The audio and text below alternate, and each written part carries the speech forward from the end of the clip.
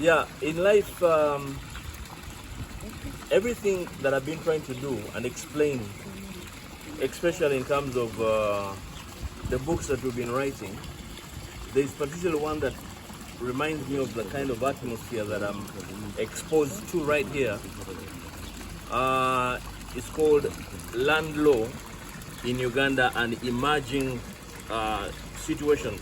And we talk about some of the things that are trendy in a way that affect our lives and resonate very well with the kind of future that our country is likely to be ushered into. And I'm talking about things to do with condominium law, smart cities that have to control what we're talking about. In Africa, we have about 7 smart cities, like Nairobi perhaps, Rwanda perhaps, South Africa of course, Egypt, and Uganda is trying to navigate towards those areas of becoming a smart city. But when we talk about smart cities are programmed in such a way that everything is organized with being mindful, first of all, eco-friendliness in terms of sustainability. You know, so here, for example, in Germany, you can clearly see we have some kind of, water that is coming out of these pumps, but it's done in the event that the heat is too much. People can come and take it, and it's, by the way, it's made in such a way that it can be consumed. Even when you go there, you can actually consume it, meaning that it will not have health effects on your body. The level of smartness also speaks for itself. The control of jam and traffic, as you can see, clearly in the center of a town, in a suburb in Germany, but you can clearly see the level of organization that we need to do and comprehend as Africans.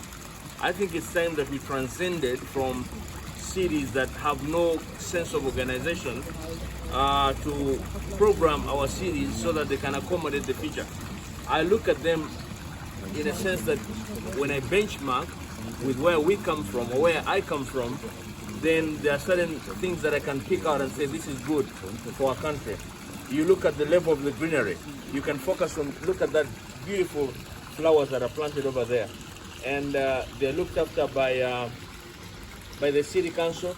And even that, you can even clearly see that there are irrigation panels or irrigation pipes that go through the waters here. So you can clearly see, and there's a tree planted over it. And everything is done with precision. Everything is done with excellence. You can see the irrigation that is taking place here. So this is what we talk about when we talk about smart cities. And so when you read my book, Land Law, Emerging Trends and Smart Cities, it is important for you to comprehend that this is the kind of dream that I'm talking about for Africans to have. So please understand that we need to benchmark with some of these countries that have gone a little bit ahead of us in terms of arranging our cities. And we have what it takes. All we need to do. I was looking at how Washington was done. You know, the capital city in US. They just went, got virgin land and started planning nicely, planning the roads, planning the water. I was talking to Moses, and Moses was telling me that the sanitation system down, even in South Africa, is harnessed in such a way that even before you construct buildings over on top, you have taken advantage of how the water is going to navigate through, how the